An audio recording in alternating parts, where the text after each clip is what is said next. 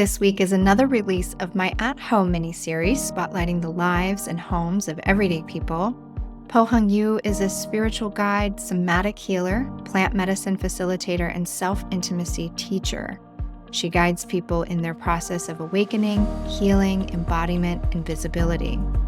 In this episode, Po and I talk about the benefits of creating altar spaces throughout the home.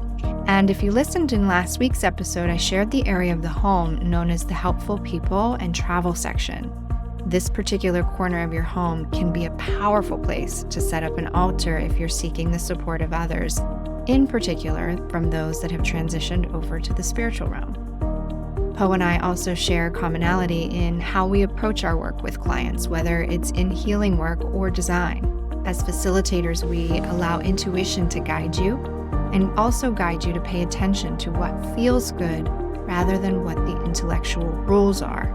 We talk about the foundation of yin and yang principles, giving and receiving, and the art of listening. Rooted in her lineage, the foundation of Po's teachings are based in Taoism, energetics, and the practice of surrendering to the divine flow of life with consciousness and receptivity. Please enjoy my conversation today with Po Hung Yu. Through my solo episodes, I teach a little bit about uplifting that energy in your home space and things you could do. And I started talking to a few people and they were really excited to tell me just about things they've done in their own homes. And I was like, well, this could be like a really cool little mini series that maybe I start. So I'm just kind of putting it out there and testing the waters to see like if people want to talk about their homes and what they've done. Or in your case, you mentioned you work with your clients to help them set up spaces that support their healing journeys. So I don't know what it's going to turn into, but I'm here for it for now. Okay, yeah, I'm down for the ride. I'm cool with that. You mentioned that through your work, you set up spaces for your clients or show them ways in which they can set up altar space. And I would assume you have some of your own. So we could just get into it from there. Yeah, well, it's not like the major part of my business, but it absolutely comes into my work because there's a lot of people that I connect with that have gone through a lot of grief or loss. And I do focus on grief. That's part of my work and holding space for them to feel. And what I found in these kind of situations is that connecting with their loved ones on the other side can be supported by setting up an altar. And this has been part of my practice since I was little, being a first generation Chinese woman and being raised by parents that had an altar. It wasn't anything like lavish or big or anything like that, but it was always something that we had in the house and we would pay honoring to. And so it's been a part of my DNA just because of the way I've been raised. And I've used it in my own ways personally to connect with, my mother who passed in 2005 and pets that have passed or anyone who's on the other side. But also just to connect me with the divine, with the present moment and myself. So I find that it's a very effective and powerful tool because then it creates a relationship with your loved one or a relationship with the divine, whatever kind of relationship you're wanting to cultivate. It can support that.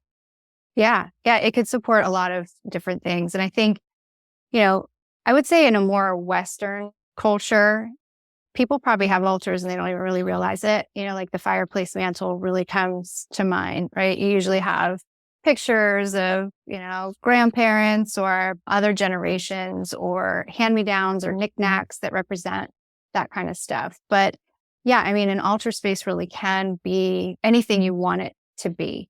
In a way, when you're talking about processing grief and connecting to loved ones, it's kind of almost like that space where you kind of keep their spirit alive in a sense, right? And a way to connect to them. I can only assume it helps with their grieving process.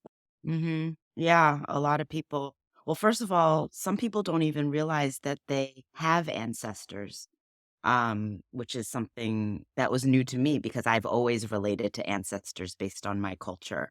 So that's the first thing is that we all have ancestors. So even if it's not somebody that who has crossed over, I believe that we all still have ancestors and spirits that support us in our journey. So, yeah, it does absolutely support with the grief process because what happens is a lot of times people don't grieve or resist grieving because they're afraid to feel that pain, right? But also they're afraid to connect with their loved one because I think they're afraid to feel the love, honestly, Mm. because love and grief are so intimately connected. In order to feel that love and connection to somebody who's on the other side, you also need to be willing to feel the grief and vice versa. And so the resistance is a big part of it. But then when we set up an altar, it's really about saying, hey, like I'm open, I'm open to connecting with you and establishing a different kind of relationship, right? A Mhm. relationship that is not based in the physical realm. It's more based in the energetic and spiritual realm. And so you could do that with or without an altar, but there's something about having that reminder to come back to and creating that sacred space for connection. And if you put photos of your ancestors or loved ones who have crossed on the other side, that can also remind you to connect with them. And you can create your own kind of process of connection, right? It's not just one way. You can Mhm. bow, you can just have a conversation on the inside, you can have a conversation on the outside. It could be whatever you want it to be. But the most important thing is bringing that level of willingness to connect. Yeah. And I love what you said, like you can make it any way you want because it doesn't have to be a place for, paying respect or connection. I mean, it can be a place that heals. It could be a place that you just want to feel loved and supported, uplift you, elevate you, right? Inspire you, calm you. And I just did an episode on this about creating sacred space in the home. And a lot of people think that that just means having something like an altar space or a meditation room or something, but creating sacred space and or altar space is really just having these little spaces curated through your home that you can connect to when, you just need a minute. Like, sometimes we just need a minute. So, yeah, I love that perspective on it too. Yeah, and then also I would say that, like, if somebody wanted to develop the relationship even more, it's not just like a communicating with them or the divine, you're also opening up the space to receive. So that means that you're willing to listen to any messages that come through. So that's like any other relationship. It's a two-way street of giving and receiving. And so it's a very dynamic experience when we talk about connecting with those that we love on the other side. But I totally agree. It could be just like this little place, like a little flower on on the toilet, like Right. literally anywhere. Like it could be anything. Um, as long as you bring that intention and Yeah. attention to it. Right. I mean, it's like a buzzword now, intention, but it's so true. Even in feng shui, just having things in your home that serve a purpose, have an intention. I mean, the objects we live with in our home are just meaningless and cluttering up our space, right? So yeah, intention's huge. I Yeah, I'm was always reading constantly moving through my place, like seeing where I can let go of something that's Yeah, just filling up that just space for taking no up reason. space. Yeah, it's huge. I loved reading about your childhood on your website. Number one, your website is beautiful, and you're so powerful for like you're just a powerful female, and I love it. You just embody this like raw, sensual energy, and I love that about you. But I loved reading about your childhood and your upbringing and how you grew up really witnessing this like alchemy and mysticism and use of following your intuition.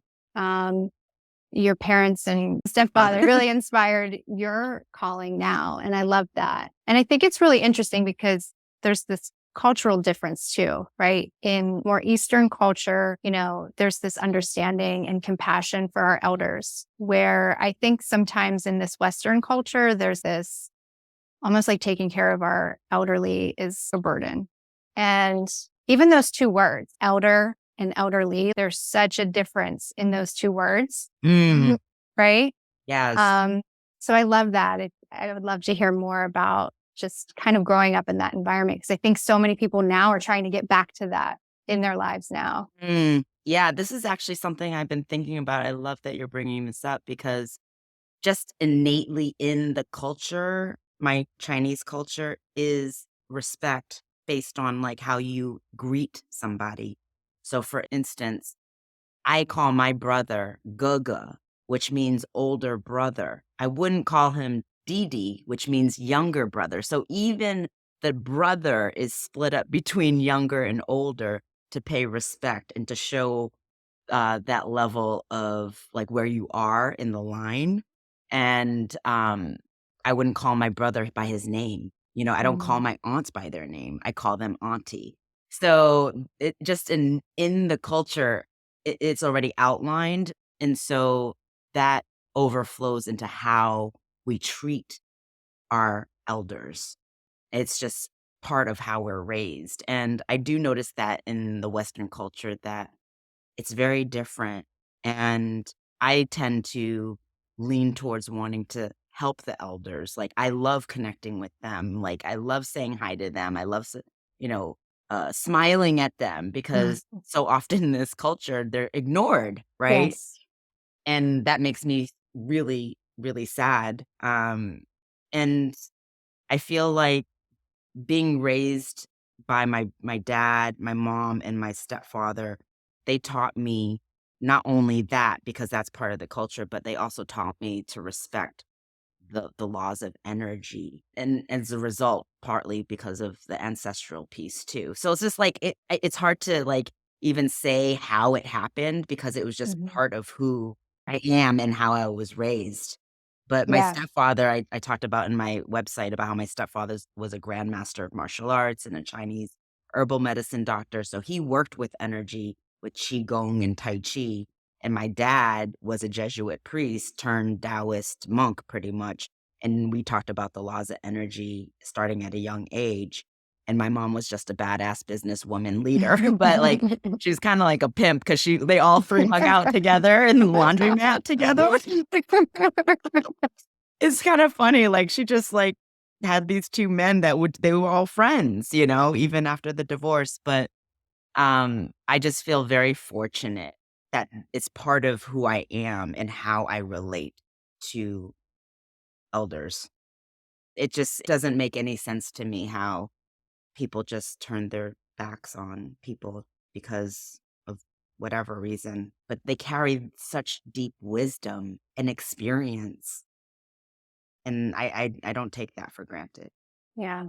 So what kind of, other than ancestral altars, do you have other altars in your home? Yeah, I do. I have gemstone altars, and it's just for me because it feels good to have in my space. I love the energetics of gemstones, and so I put a little setup next to my bed. I put a gemstone next to the Wi-Fi, so to clear that. So there's like these little like spaces. I'm not immersed in feng shui, but I was raised with feng shui. And, my mom would say, "Oh, we need to turn the bed this way because this is not the right direction." I didn't know what she was talking about. So, like, these little altars are kind of like based on how my mom would direct me in creating space.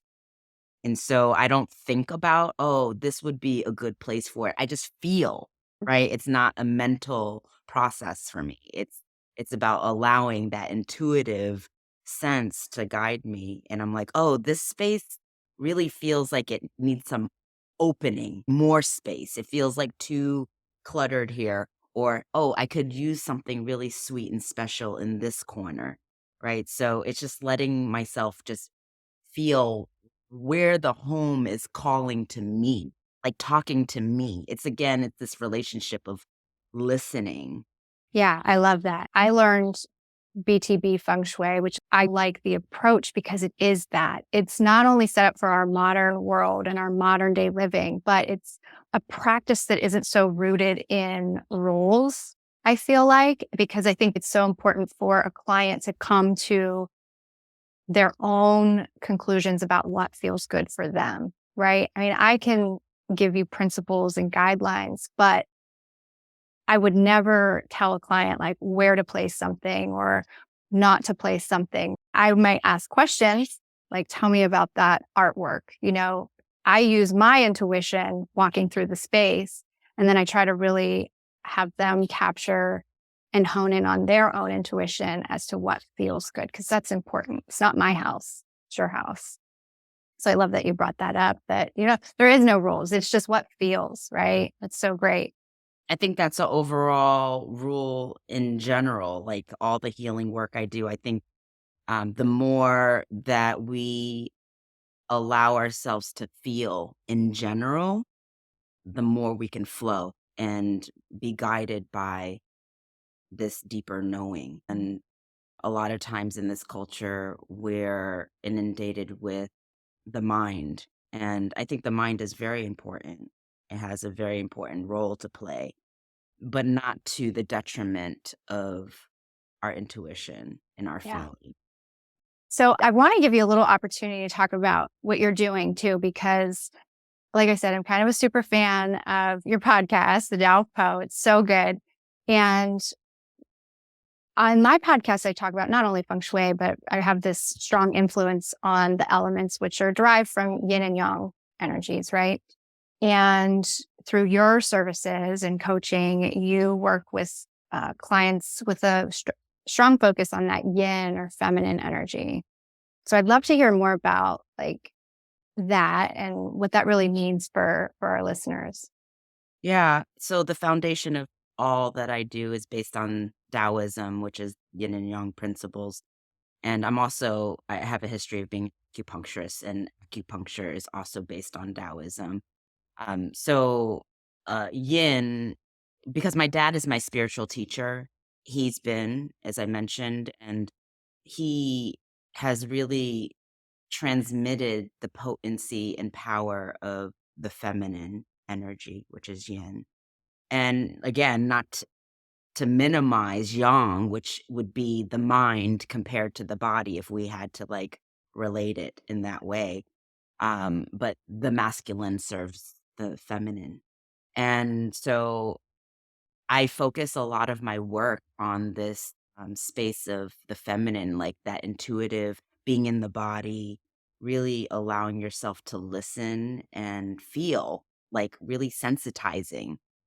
Because I know the majority of our culture is desensitized and numb or avoiding or distracted, which is fine. There's no judgment in that. It's just to say that I believe that the more we soften and allow ourselves to be more present in the discomfort and the beauties of life, the more alive we feel. And so I have a bunch of things that I offer, but the most recent one is about visibility, really allowing yourself to be seen. And I also have a program called Yin, which is about getting into your body and really creating self intimacy with you on a whole nother level, on a deeper level. So no matter what the topic is that I do, because I also facilitate plant medicine journeys as well. So no matter what modality or what kind of container I'm holding,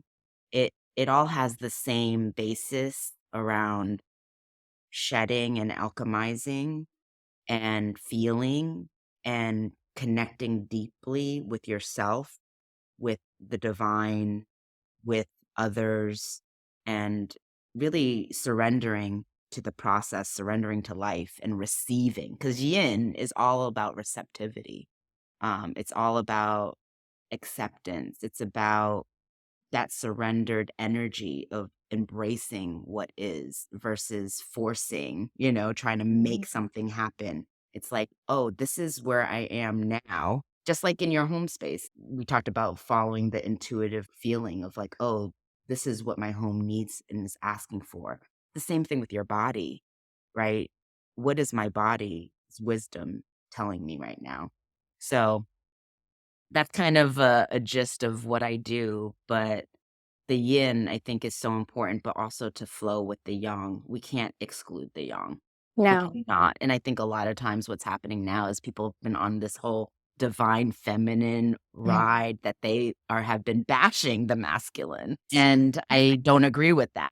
Yin and yang work as one. It's the energetics of it. The symbol is one. And so they constantly are moving and supporting each other. Right. I do think that, your focus on the yin is so timely, because I think when you talk about desensitizing, so many people are, again, with no judgment, are desensitized, right? There's so many of us right now in this collective that are, you know, realizing how traumatized they were or have done to themselves, that there's like this upheaval. It's like all coming out, right? And so we're now on this path of following that receptivity. What do I need? Right? Because I pushed it all down for so long, right? And where did that get stored? In the mind, in the body, in the home, right? That's this mind, body, home connection. We have finally accepted that mind and body interplay, but really the home space too. It's kind of like that missing link. It's such a reflection of what's happening on the inside. You can walk into somebody's home and feel what's happening inside of them, and even if it's not messy, like even if it's like a situation where their place is so maybe even too perfect, right? It's like you can see maybe there's some rigidity, or there's some like perfectionism, or uh a story, a narrative around having to look a certain way. So it Yeah. can go either way, right? Yep. Yep. But I love what you're talking about. Like, yeah, the work for me, and it sounds like for you, is like really allowing to see what's underneath, and for me, my process is bringing a lot of love there, Yeah. like Yeah. really bringing that level of compassion. And from there, that's really the yin magic. The yin power is like when we bring that level of embrace and acceptance and compassion to the places that we feel, the shadows, the judgment, the shame, and all that, it naturally starts to alchemize and dissolve on its own. And then it creates space for magic. It creates space for the things that we've desired to enter into our lives. And so we can't avoid the yin space. Like we've tried a long time. It doesn't work. It doesn't work. And Yep. I've heard from a lot of people, they've done all the mental work sometimes to avoid the deeper work that we're talking about. And so I'm that person, I'm that shadow worker. And I see shadow work as light work because you need the light in order to illuminate those spots. Right. I've said this before in a few other conversations, but when I go into a client's home and there's so much shame, it has to be like 95% of people are like, don't mind the way my home looks. Like they're so embarrassed. Or they'll say, well, we're not going to go in there. We don't need to look in there. And it's like, that's probably exactly where we need to start. Right. Like, what are you hiding in that room or that corner? That's the stuff I want to see. But because you're right, you've got to bring that to light, because everything you're holding on to in your home that you have shame around is a story that needs uprooted and let go and Mhm. transformed, right? Yeah, I love how the home is such a great and reflection, as I said, and a great place where you can do really deep inner healing work. For instance, like letting go of something that you've been holding on to and gripped onto that maybe you don't need anymore in your life, right? And you realize, I mean, I've gone through that where when my mom passed, I went through her stuff, and there was a lot of things that I wanted to hold on to that I can sense that I wanted to keep it because of fear, instead of actually really feeling like I needed it or really desired it. And so I used that practice of going through her stuff to really tap into, is this something that I really, really want to keep in Mhm. my life? instead of just holding on to it because it was my mother's. Right. I love that you're doing that. So many more people need to do that because we hold on to things that we don't truly love. You're holding on to guilt for not wanting to keep it, shame, betrayal, right? All those like icky words that we don't need in our homes or in our bodies or in our minds. So yeah, it's an important process to do quite regularly because shit adds up quick. It's so true. Oh my God. It so does. Oh, Right, especially in a culture that's all about consumption, right? yeah. And not just physical consumption like shopping, but also mental consumption of information. And so there's a pattern here that's around like constantly taking in, but are we actually taking the time to like rest and digest? And allowing ourselves to just be with Mm, an experience or be with ourselves or be in our home without the need to constantly go outside of ourselves to try to fill something up that yeah. really doesn't need that external thing or that physical thing, but just needs our attention and love. I was talking about this over Valentine's Day about just connecting with ourselves this year, right? Because this focus, you're talking about like becoming a more conscious consumer, like this focus on going out to dinner and buying flowers and doing all the shit. We need to like settle our own nervous systems here for just a minute. And talking about the bedroom and creating this intimacy, not just in your partnerships, but with yourself, right? Because that bedroom really represents that intimate part of yourself.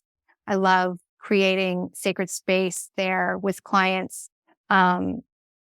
Obviously the removal of nonsense stuff like working out, like any of those yang activities, like your workout equipment, electronic devices, of course, need to go. But creating that space to just be with yourself, even if it's just the edge of your bed or right at your nightstand, it's so easy to implement as long as there's some intention there behind it with, okay, this is my space. And, if you have little kids like I do and mom needs a minute, right? Okay, I go up to my bedroom and I sit there and I breathe it out, right?